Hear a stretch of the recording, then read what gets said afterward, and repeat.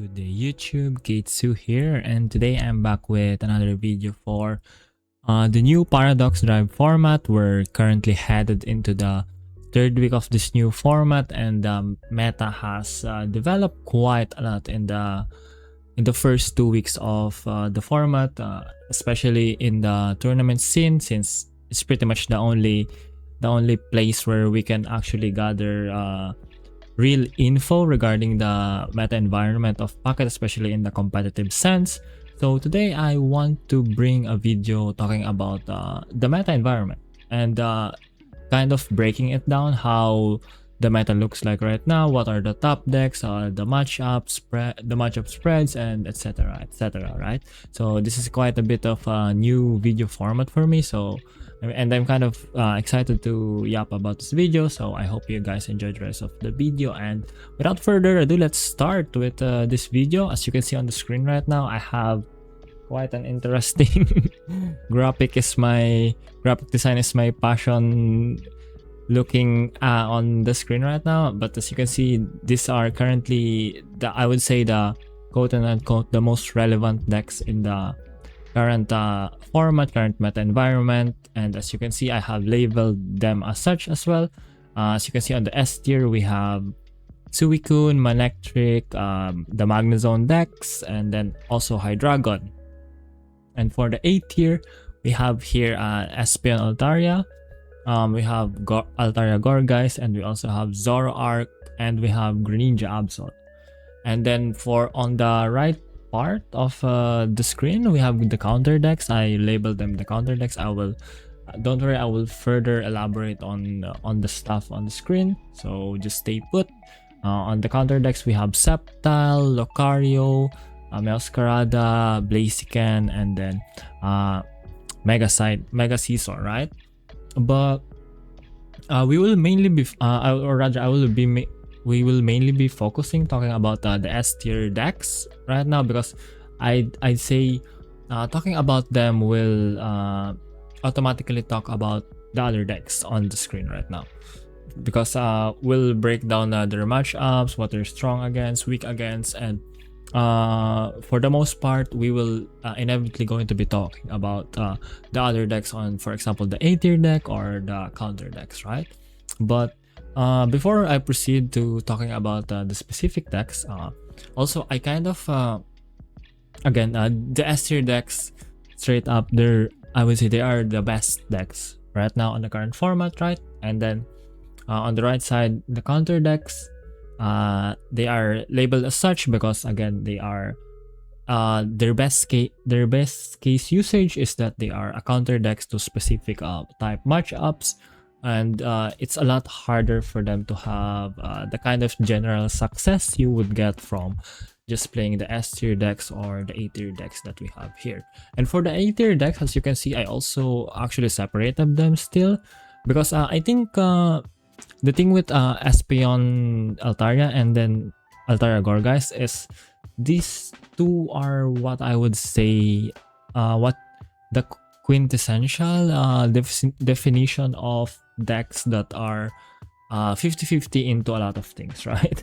So Altaria and Espeon, it's pretty much obvious why we would say it's 50-50 into a lot of things, because well, it's just a scam deck. And then Altaria Gourgeist, I have talked about it in my most recent video. It has an answer to everything. It has a playable matchup into pretty much everything, so I have also categorized it as such. And then on the bottom part of this A tier, we have Zoroark, and we also have Mega Absol Greninja. The thing with these two decks is they are also very strong, but the problem with them is that they need to be on the hands of a good pilot, if that makes sense, right?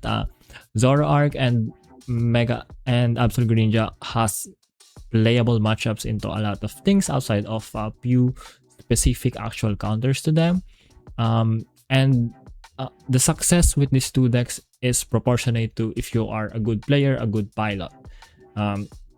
For example, you have Sekaru. Sekaru is one of the, I would say, the best players of this deck, Zoroark, and Sekaru has achieved a lot of success with this deck.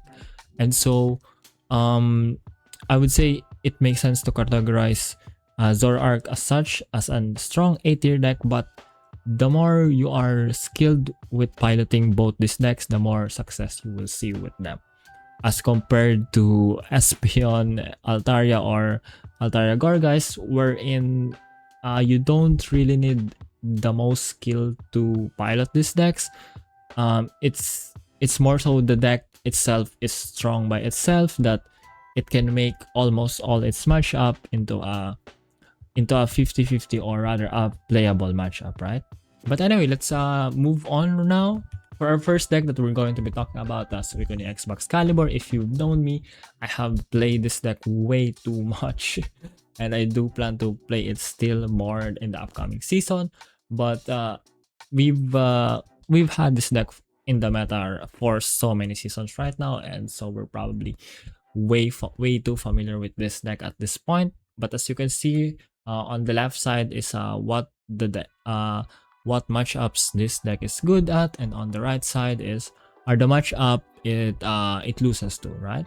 And as you can see, Suicune EX Excalibur is obviously one of the strongest decks because it has a lot of good matchups into everything, and even I would say even its worst matchups, it can still cheese it and win it and scam it, right? But definitely your worst matchups, I would say, is either, or rather both, Manectric and other electric types, which is Miraidon EX and the Magnezone decks, right? But on the other hand, you are strong against a lot of these decks, which you will actually see a lot in the either tournament or the upcoming rack season.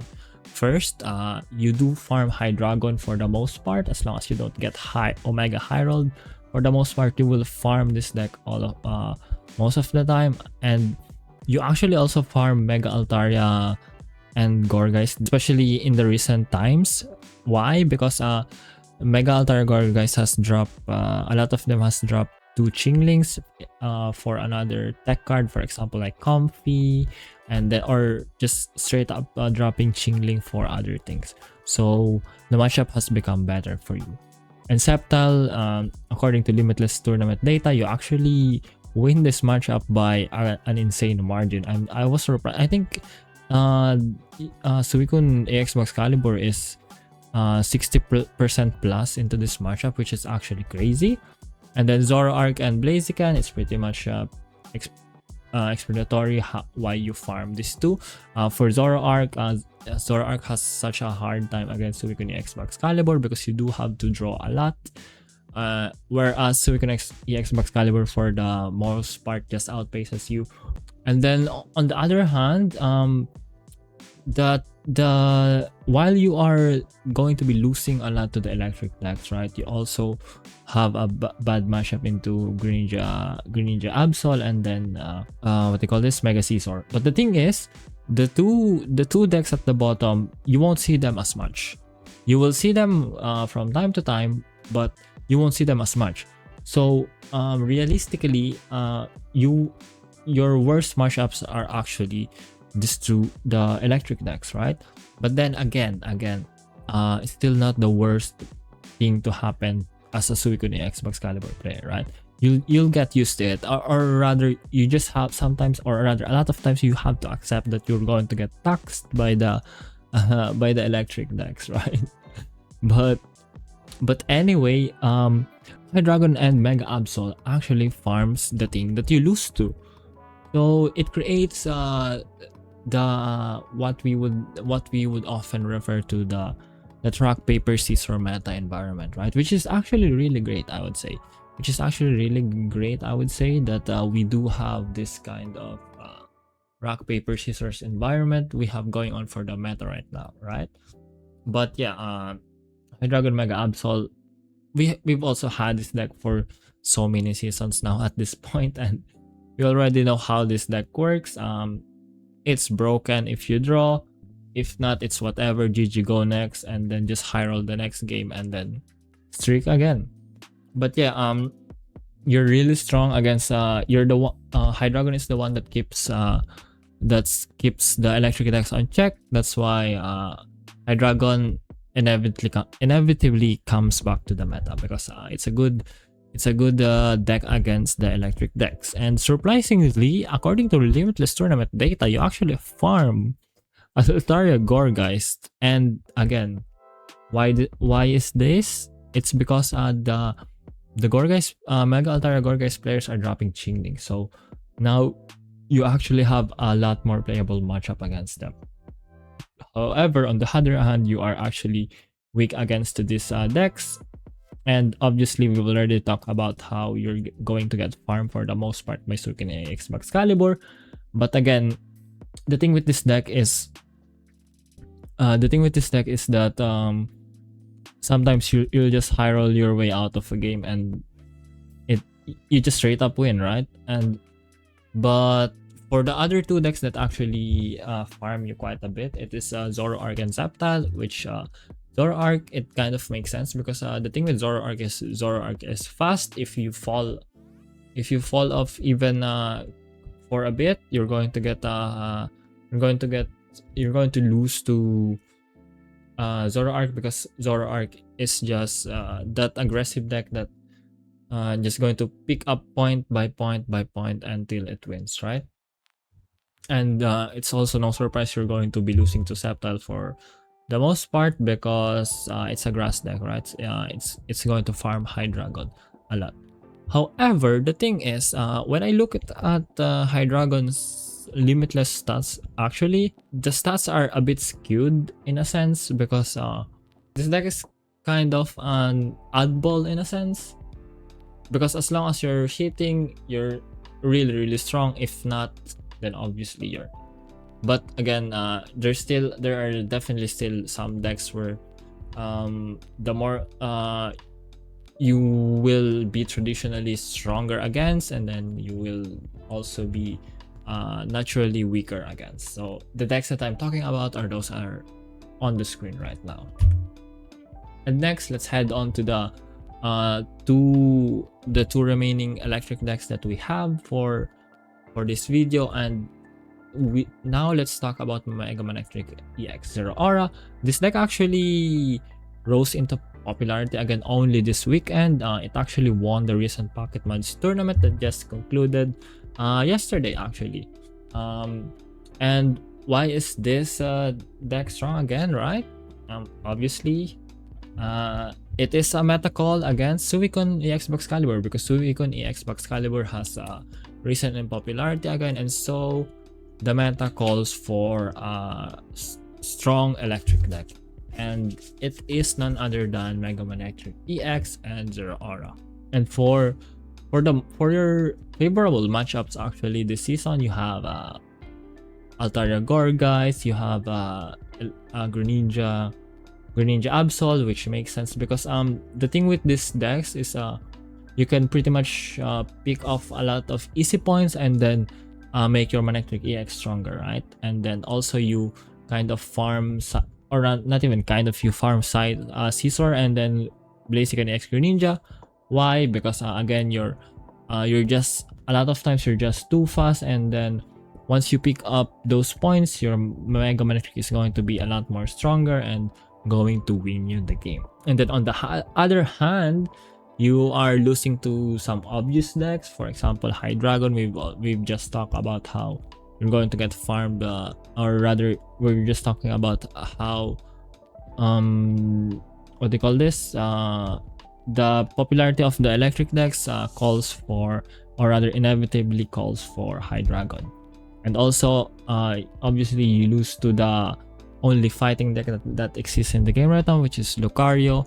You're going to get farmed by this deck pretty much most of the time. And then also, you actually lose to Zoroark as well. I've looked at the stats, and Zoroark actually farms Mega Man Electric Zeraora pretty bad. And the reason for that is, I think it's a bit, I mean, it's not that obvious, but also Zoroark is a one energy attacker.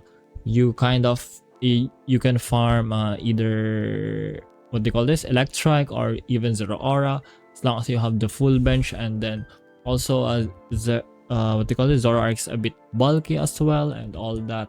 And so, and also both of you are fast decks, but I'd I definitely say I haven't played this matchup a lot, right? But I definitely say Zoroark has kind of that edge in terms of being aggro because again, Zoroark is one energy attacker and it's also a stage 1 like Mega Man Electric EX, but what they call this, you have more potent aggressiveness to the deck that you are playing.